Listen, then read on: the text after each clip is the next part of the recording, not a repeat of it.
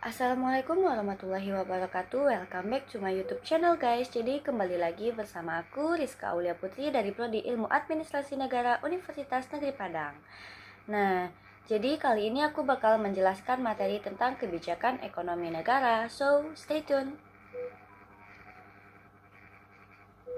Jadi, kebijakan ekonomi negara adalah serangkaian tindakan pemerintah dalam mengatur dan mengarahkan kegiatan ekonomi agar sesuai dengan tujuan negara.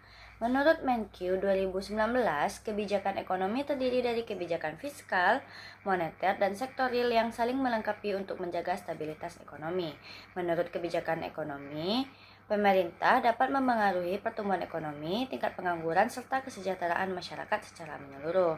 Tujuan dari kebijakan ekonomi itu adalah untuk meningkatkan kesejahteraan rakyat dan menjaga stabilitas ekonomi nasional.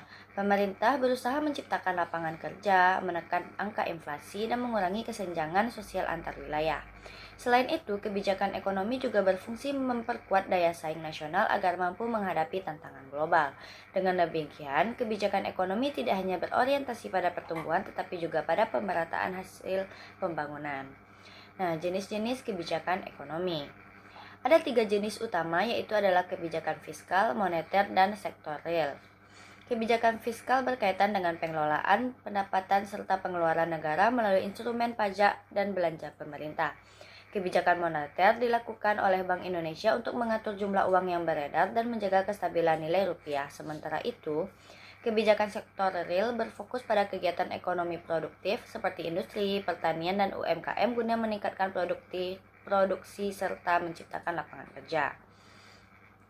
Selanjutnya itu adalah kebijakan fiskal di Indonesia. Nah, apa sih itu kebijakan fiskal? Kebijakan fiskal di Indonesia dijalankan oleh Kementerian Keuangan Republik Indonesia pada tahun 2025. Fokus kebijakan fiskal ini diarahkan pada penguatan ekonomi hijau, transformasi digital, serta peningkatan kualitas sumber daya manusia. Melalui kebijakan ini, pemerintah berupaya meningkatkan penerimaan negara dari sektor pajak dan mengoptimalkan belanja negara untuk pembangunan infrastruktur, subsidi energi, serta pembangunan bantuan sosial. Berdasarkan laporan APBN kita pada tahun 2024, kebijakan fiskal menjadi instrumen penting dalam menjaga ketahanan ekonomi nasional. Nah, selanjutnya itu adalah kebijakan moneter. Kebijakan moneter adalah merupakan langkah yang ditempuh oleh Bank Indonesia untuk menjaga kestabilan nilai rupiah dan mengendalikan inflasi. Bank Indonesia menggunakan berbagai instrumen seperti suku bunga acuan, operasi pasar terbuka, dan giro wajib minimum untuk mengatur jumlah uang yang beredar. Pada tahun 2024, Bank Indonesia menurunkan suku bunga untuk mendorong konsumsi dan investasi domestik. Kebijakan moneter memiliki peranan penting dalam menjaga keseimbangan antara pertumbuhan ekonomi dan kestabilan harga di tengah ketidakpastian global. Nah, kebijakan ekonomi di era digital. Di era digital saat ini, pemerintah menerapkan kebijakan ekonomi yang mendukung transformasi digital melalui Digital Economy Roadmap tahun 2021 sampai 2030. Tujuannya adalah untuk memperkuat ekonomi berbasis teknologi dan menciptakan ekosistem digital yang inklusif. Pemerintah memberikan dukungan terhadap UMKM digital, startup, dan pengembangan infrastruktur internet nasional. Meski demikian, kebijakan ini masih menghadapi tantangan berupa rendahnya literasi digital, keamanan data pribadi, serta ketimpangan akses internet di antar wilayah dan perkotaan. Nah, dampak kebijakan ekonomi itu adalah kebijakan ekonomi yang diterapkan pemerintah memberikan dampak yang luas bagi kehidupan masyarakat. Dampak positifnya antara lain adalah meningkatkan pertumbuhan ekonomi, meningkatkan investasi, serta stabilitas harga barang dan jasa. Namun, kebijakan ekonomi juga dapat menimbulkan dampak negatif seperti risiko inflasi, defisit anggaran, dan ketimpangan pembangunan antar daerah. Oleh karena itu, setiap kebijakan harus dirancang dan diperhitungkan secara matang agar hasilnya tidak menimbulkan masalah di masa depan. Nah, studi kasusnya yaitu adalah Program Pemulihan Ekonomi Nasional atau PEN. Salah satu contoh penerapan kebijakan ekonomi di Indonesia itu adalah pemulihan PEN yang diluncurkan pada tahun 2020. Program ini bertujuan untuk memulihkan perekonomian yang terdampak dari pandemi COVID-19.